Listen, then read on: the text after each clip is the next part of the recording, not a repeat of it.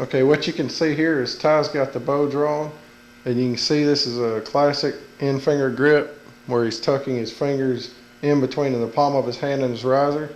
What that does is it helps position the palm of his hand the way you want it on the bow grip. If you choke in on the bow grip or you have too much hand outside the bow grip, you're more likely to torque the bow.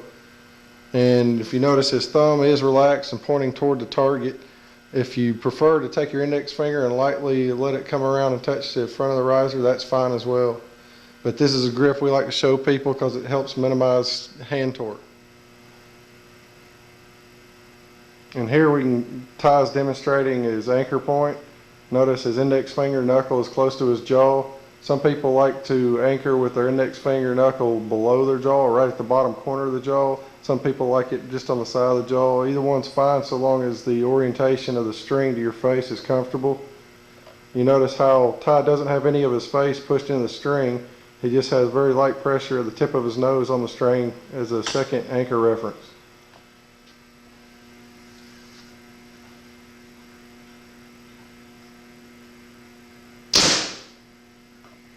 Beautiful.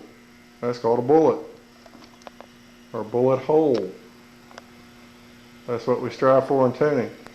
When your arrow spines match right, your form is good, your anchor point's good, your grip's good, knock height's correct, arrow rest height's correct, arrow rest position's correct. That's what you get. Now we're going to show you how to do that, how to get that, and to demonstrate, we're going to do a few things wrong. We're fixing to take this bow, which is in tune. We're going to move the rest far left. Him being a right-handed shooter, that is away from the riser. And we're going to show how that will actually cause a left-hand tear. We can say that before we ever make the shot because we've seen it, we've done it, we know how it works.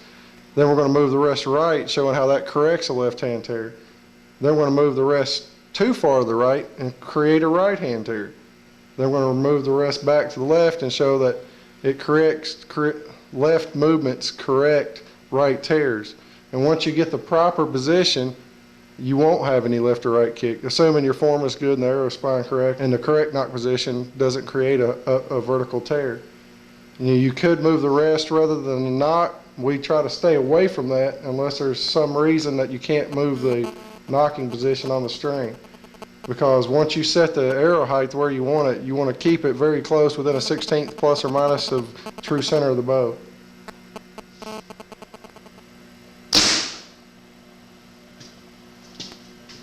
All right.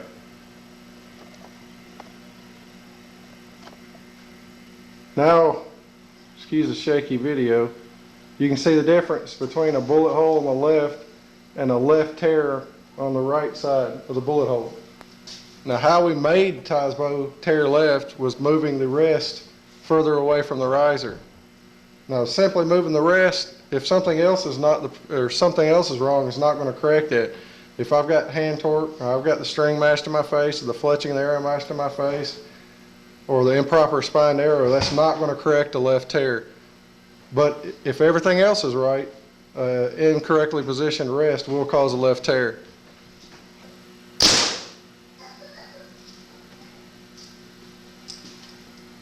Okay, you can see now how we've moved the rest back and improved the tear. It's not quite a perfect bullet hole, but all we have to do is go make another tiny adjustment in the rest and we can dial in a bullet hole. Right now we're going to go ahead and move the rest beyond center shot to the right. In other words, with him being a right-handed shooter toward the riser, and create a right tear. And then we're going to go back and get a bullet again in the horizontal with the rest. And then we're going to go ahead and adjust the rest up and down to show you what would happen with moving either your knock in the opposite direction or the rest out of center shot. There you go. We could not get Ty to make a right tear. I mean, he torqued the bow, did everything he could. The rest is way far in, and it would not tear right for him. So this draw length is 1.5 inches too long for me, so I can make it tear right. Let me get a good gorilla grip on it to make it tear. I mean, still, with me shooting 1.5 inches too long, the rest adjusted so far in, the fletchings are starting to smack the riser. And me gorilla gripping the bow, it's still hard to get this thing to tear right. But you can see there, the fletching is slightly to the right of the shaft hole in the paper. That's a right tear. But I guess just being a 37-inch axle bow with almost 8 inches of brace height, it's just hard to get it to tear right. Now we've zoomed in on the tears, you can see they're both slightly to the right. In other words, fletching in to the right of where the shaft entered the paper. That's the definition of a right tear. Neither one of these tears are drastic, but they are a right tear nonetheless.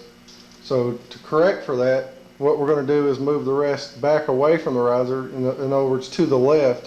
If that had been a left-handed shooter, you would still move the rest to the left, but it would be toward the riser rather than away from the riser like on a right-handed bow.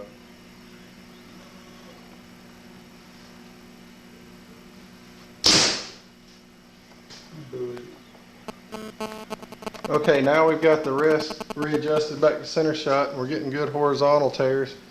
We're going to throw the knock position out and demonstrate how to correct a high or low tear. First thing we're going to do is move the knock down, which will cause a high tear, and when we do that, we're going to show you how you move the knock back up to correct it. Okay, here you see we move the knock position down, and in doing so we induced a low tear. So how do you correct for a low tear? You would move the knock position up.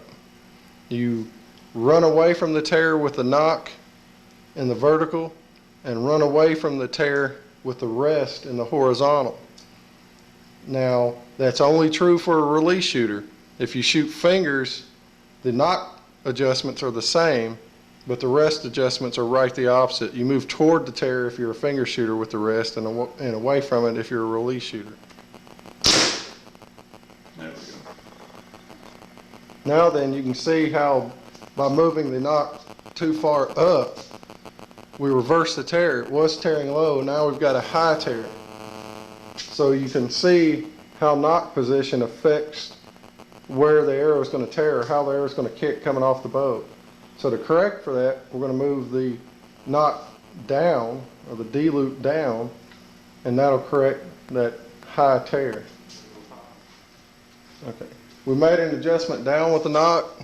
That improved the tear. We're going to have to make another small adjustment now that we're getting close until we dial in a perfect bullet hole. I like this knuckle on that. I'm just putting that knuckle right there. Alright, now we've fine-tuned everything back in. We've got the bow shooting bullet holes. We're going to go outside and we're going to shoot field points and broadheads, verify the same point of impact. And the next thing we're going to do is move the rest to the left to create a left tear and demonstrate that broadheads will hit to the right with a left tear, and therefore to correct as a release shooter we'll have to move the rest to the right or toward the broadhead group to correct the arrow flight. Okay, we've got ties both sighted in and tuned up. We're going to go ahead and verify it with broadheads. We're shooting slick trick broadheads on Carbon Express 300 shafts at 30 yards.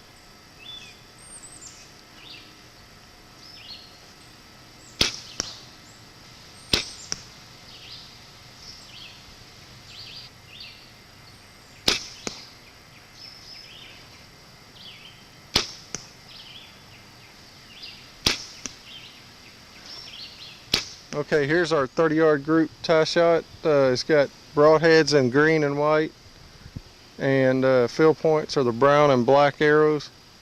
As you can see, they're all grouping good.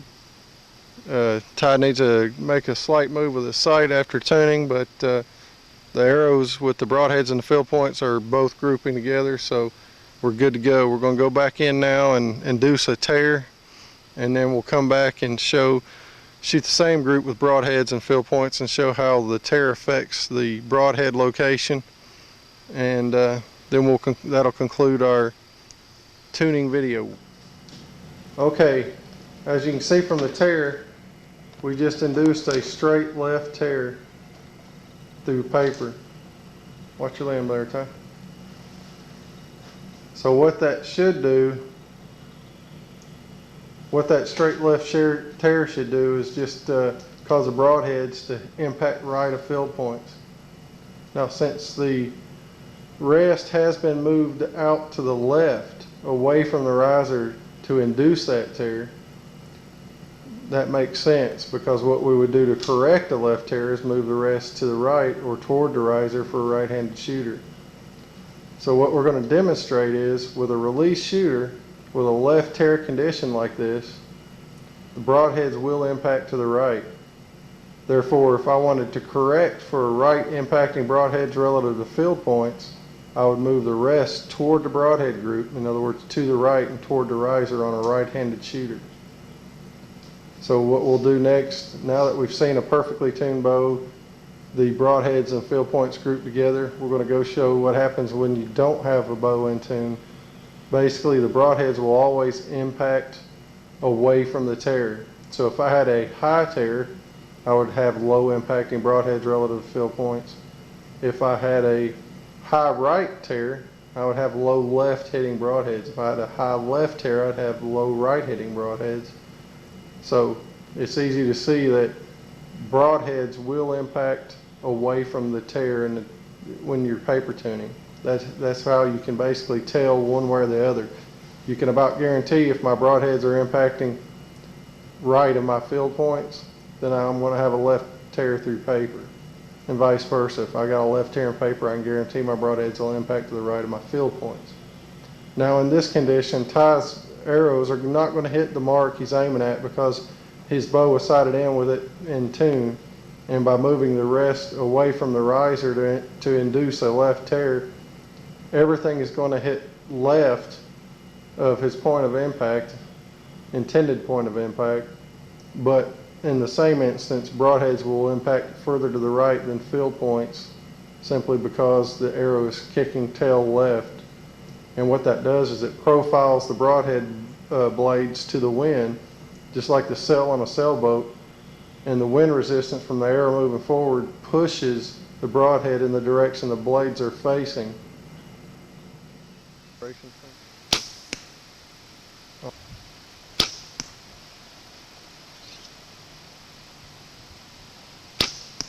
So now we can see that a left kicking arrow results in a right hitting broadhead, which for a release shooter, to correct for a left tear, you move the rest to the right or toward the riser.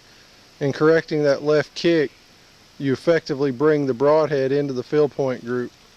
So if you're broadhead tuning, you don't have access to a paper tuner, you come out, shoot your broadheads and field points, move the rest from looking at it from the string side of the riser toward the broadhead. Okay, the only exception to moving the rest toward the broadheads is in the vertical. If I have broadheads hitting left or right of field points, I move the rest toward the broadheads, again relative to looking at the bow from the string side of the riser. But in the vertical, it's right the opposite. If I, for instance, had low impacting broadheads relative to field points, that would indicate a high tear through paper. In that instance, I move my rest toward the tear and toward the away from the broadhead group. So I would move the rest up. Okay, if I want to, I could conversely move the knocking point instead of the rest. And in that instance, you would move the knocking point toward the broadhead group, right the opposite of the direction you move the rest.